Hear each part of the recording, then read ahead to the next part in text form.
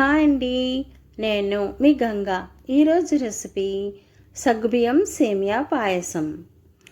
మన ఇంట్లో చిన్న చిన్న ఒకేషన్స్ జరిగినప్పుడు, పండగలప్పుడు చాలా ఈజీగా, ఫాస్ట్గా, టేస్టీగా ఉండే రెసిపీ ఈ పాయసం అండి.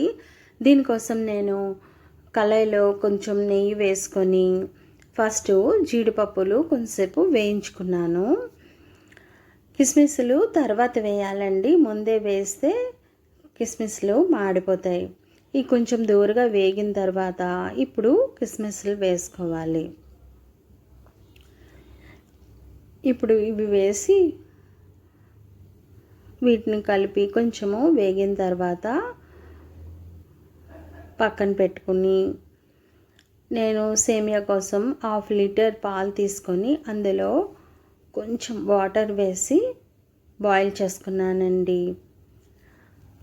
అంటే దీనివలన సేమియా బాగుంటుంది కూడా, మరీ ఉట్టి పాలతో కన్నాను. పాలు ఇలాగ పొంగొచ్చేటప్పుడు నేను చిన్న సగ్గుబియ్యం తీసుకున్నాను, అవి వేసుకుంటున్నాను. పెద్ద సగ్గుబియ్యం అనుకోండి, రాత్రిపూట నానబెట్టుకోవాలి. ఇవైతే అప్పటికప్పుడు మనం ఈజీగా చేసుకోవడానికి బాగుంటుందండి. చిన్న సగ్గుబియ్యము వేసి ఉండలు కట్టకుండా బాగా కలుపుకోవాలి.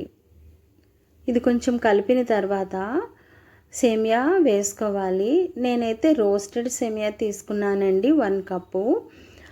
మీకు ఇలాగ నచ్చకపోతే నార్మల్ సేమియా నెయ్యిలో వేయించేసి అదైనా వేసుకోవచ్చు. ఇలా కొంచెం కొంచెం వేసుకొని ఉండలు కట్టకుండా బాగా కలుపుకోవాలి.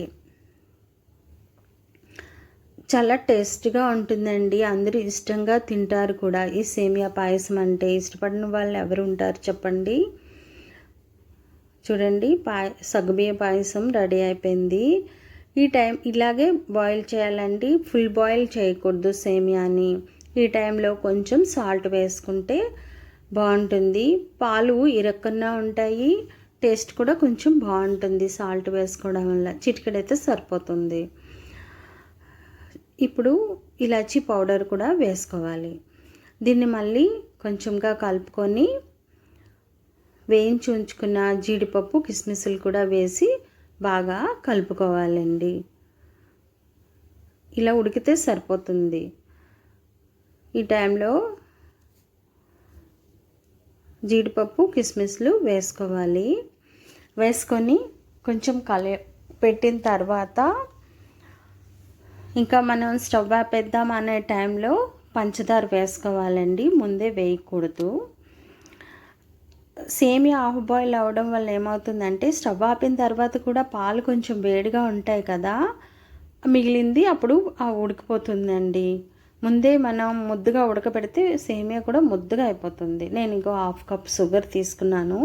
మీకు ఇంకా కావాలనుకుంటే ఇంకొంచెం వేసుకోవచ్చు.